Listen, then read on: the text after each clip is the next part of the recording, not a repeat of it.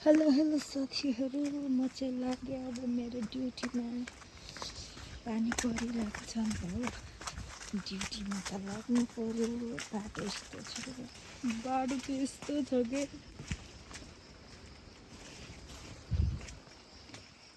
म चाहिँ अर्ग्यानिक छाता ओढेर जाँदैछु।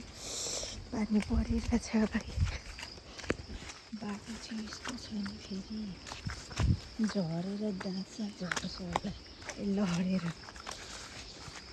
बादर हेर्नु त जानु पर्यो, कुहिरो लागिरहेछ हो।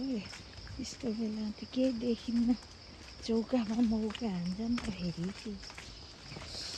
कस्तो छ केही मेरो यो छाता, गाउँघरको अर्ग्यानिक छाता यस्तो गर्ने फेरि। म चाहिँ आइपुगेँ टुङ्सीमा।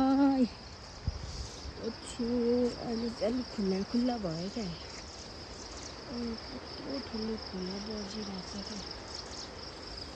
अहिले चाहिँ बाधा भएको छैन, कुहिरो पनि अलिक घट्यो। पानी चाहिँ परिरहेको छ क्या, पानी कति परेको। आइपुगेपछि यो छातालाई चाहिँ यसरी झुन्डाउनुपर्छ, पानी त हत्तै छ हो।